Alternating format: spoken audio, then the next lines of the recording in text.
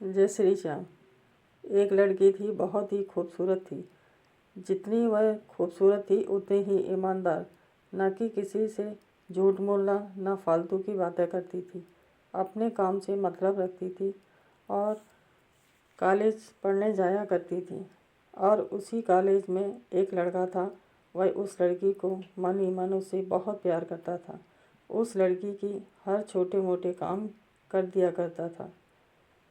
वह लड़की मुस्कुराकर थैंक यू कहती थी तो लड़का खुशी की सीमा पार कर जाया करता था।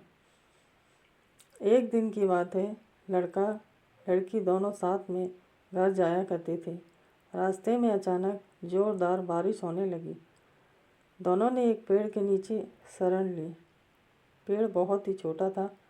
बारिश की बूंद छन छन कर उस पेड़ के नीचे आ रही थी। ऐसे में बारिश से बचने के लिए दोनों एक दूसरे के बेहद करीब आ गए। लड़की को इतने करीब आकर लड़का अपने जज्बातों पर काबू न रख सका। लड़की को प्रपोज कर दिया। लड़की मन ही मन चाहती थी, इसीलिए वह भी राजी हो गई और इस तरह दोनों का प्यार परवान चढ़ने लगा। एक बार की बात है, लड़की उसी पेड़ के नीचे लड़के का इंतज़ार कर रही थी। लड़का बहुत ही देर से आया। लड़की उसे देखकर नाराज़ होने लगी। लड़की कहने लगी, कितनी बेचैनी हो रही थी, तुम इतनी देर क्यों लगा दी, मेरी तो जान ही निकल गई थी। यह सुनकर लड़का बोला, जाने मन, मैं तुमसे दूर कहाँ गया था, मैं तो तुम्हारे दिल में ही रहता हूँ। तुम्हें यकीन न हो तो अपने दिल से पूछ लो। लड़के की इस प्यारी सी बात को सुनकर लड़की अपना सारा गुस्सा भूल गई और वह लड़की लड़के के गले से लिपट गई। एक दिन दोनों लोग उसी पेड़ के नीचे बातें कर रहे थे और लड़का लड़की की गोद में सर रखकर लेटा हुआ था। तभी लड़की बोली, जानू, अब तुम्हारी जुदाई मुझसे बर्दाश्त नहीं होता। तुम्हारे बिना एक पल भी मुझे 100 साल के बराबर लगता है। तुम मुझसे शादी कर लो, नहीं तो मैं मर जाऊंगी। लड़का ने झट से लड़की के मुंह पर अपना हाथ रख दिया और बोला, मेरी जान, ऐसी बात मत किया करो। अगर तुम्हें कुछ हो गया तो मैं कैसे जिंदा रहूँगा। ऐसे ही दोनों के प्यार काफ़ी टाइम तक चलता रहा। उसी पेड़ के नीचे दोनों मिला करते थे। फिर काफ़ी टाइम के बाद वह लड़का उस लड़की से कुछ बोलता है।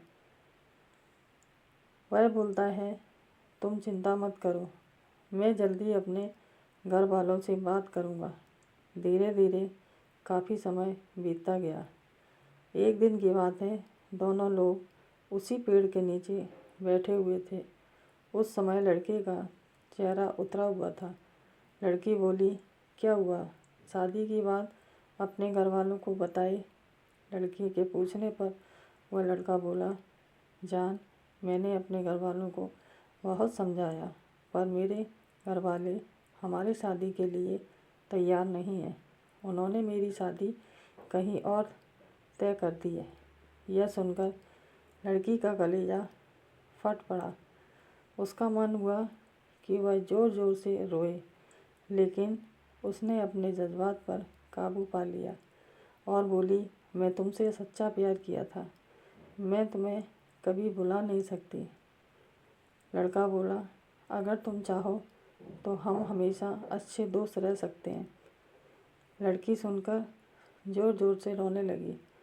लड़के ने उससे बोला, हो सके तो मुझे माफ़ कर देना। और फिर दोनों लोग रोते हुए अपने अपने घर चले गए।